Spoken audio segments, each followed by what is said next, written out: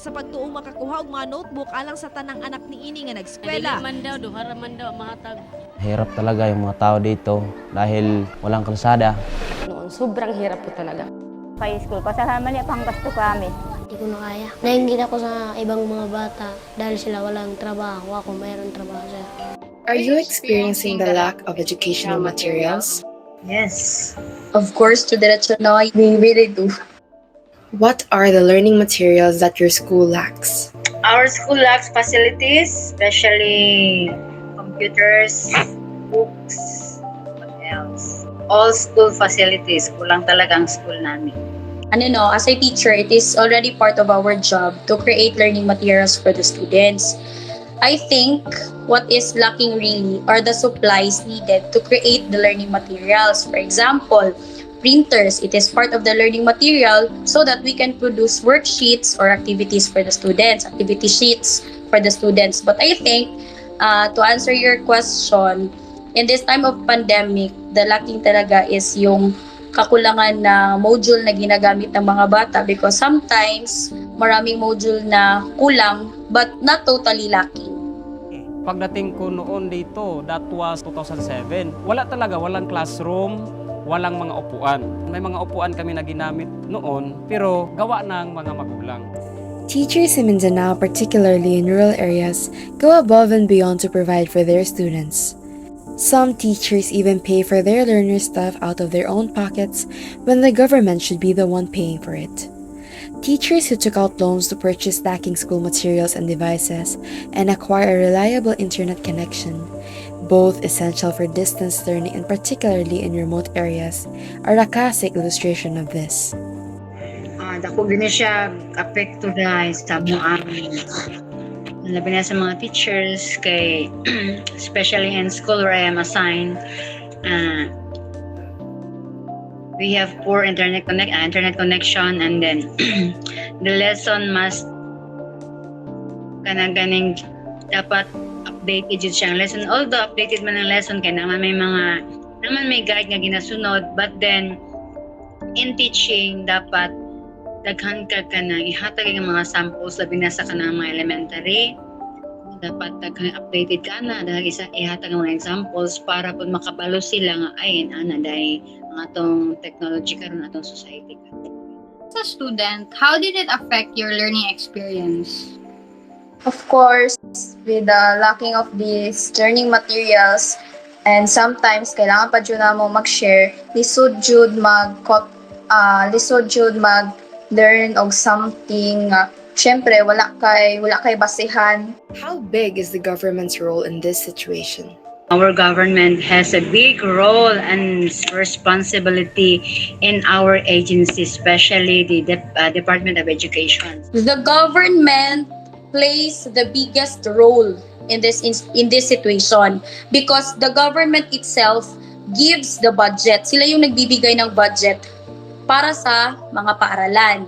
So, in other words, ang gobyerno ang pinaka bumubuhay sa mga paaralan kasi sila yung nagbibigay ng budget so that in our part, yun na din yung pagkakasahan namin para makagawa kami ng mga learning materials para sa mga bata. Who do you think are the most affected by this lack of educational materials? Of course, the students, because the students are the beneficiary of the learning process. The students talaga.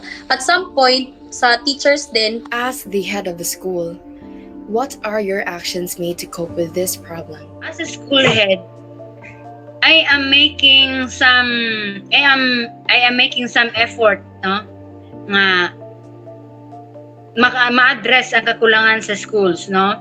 So, me as a school head, I am soliciting from the other agencies, stakeholders, private entities, just to fill up, no, the lack of, shall we say, kanang kakulangan, no, sa budget. Kay dili man tanan sa budget nga gihatag sa schools, dili tanan mahatag yun sa mga bata. Where do you think the government should start if they were to help? So the government should start from within. As a teacher, what improvements do you want to happen in your school? Of course, una talaga is the facilities. Conducive facilities so that we can give or we can provide a quality education para din sa mga bata. Of course, improvements tanan. Pero i-prior na ako ang learning sa mga bata. Ako ginunahon ang learning sa mga bata kay because diba, affected na tanan sa pandemic, the COVID-19, and then mostly children, no, they don't know how to read. Especially the kinder, the grade 1, the grade 2, diba, 3 years na ang COVID. So, gani na pa gani karon.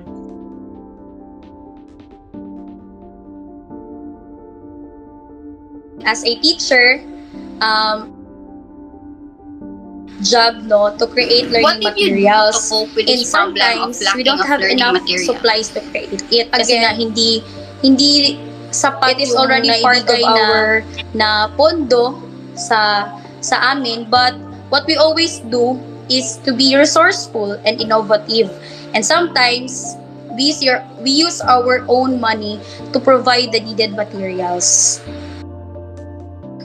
As a teacher, I believe that this is my calling. No, this is a vocation, and this is a blessing.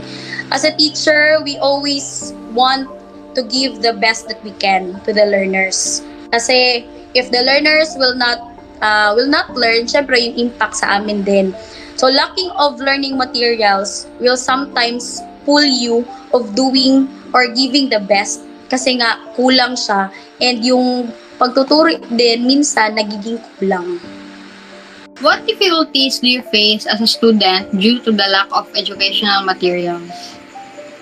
Lisod siya mag-learn of something, usahay dili ka kasabot sa lessons nga ginahatag, usahay dili ka makatubag sa oral recitations and questions na ihatag sa teacher, since maglisod man po ka og learn kung wala tong mga textbooks or modules na ipanghatag. As a student, how are you coping and managing your current situation? Sometimes if walay modules or textbooks na ihatag sa mo to study, nag-search na lang ko sa YouTube or in the internet to browse for learning materials. In your own opinion, who do you believe will be able to assist you in your current situation? The government. I am the head of the budget unit. So I always see to it that as a head of the budget unit, I see to it that the funds or the allotment for or any resources given to us by our central office is distributed equitably to the schools under our supervision, or to where the programs, project, and activities are to be spent or are to be implemented. As part of the budget unit, how does DepEd distribute the budget to schools, especially in rural areas? How does DepEd ensure that the budget is enough and directly distributed to the receiving schools?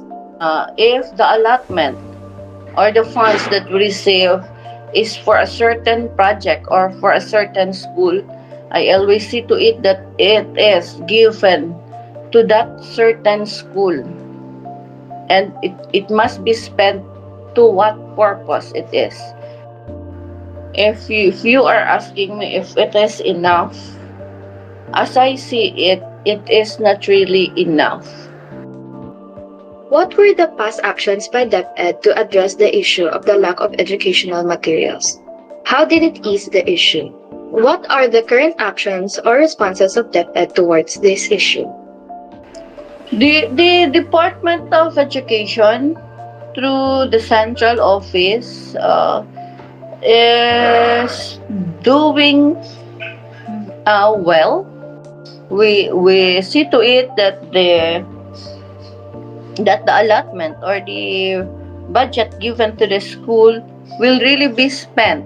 We always look for a partner for a support to the Department of Education. In spite of these actions, why does this problem still persist? because of the tight budget that we are given, we just work on the ceiling or how much is given. So, kung nag-compute man kami ng ilang million dyan, definitely there is no time that the computation is followed and given to us. So, since the budget is limited, we have to maximize and prioritize. The schools have to maximize and prioritize what are really the most important programs and projects that should be implemented and paid off. What would you like to say to our government regarding this issue po? All I can say is dapat i-priority dyan ang mga bata. No? Kahit na walang gadgets, basta full of support with the learning materials kana. No, okay na jud mi ana, okay na ang mga teachers ana. To the government, let's focus more on developing the education system. Kasi doon talaga nagsisimula ang lahat. Yung system na ginagawa natin. I know that we can do more. The government can do more on the issues that arises in the department. I know Department of Education is not the only department that needed this one. The learners are holding on you.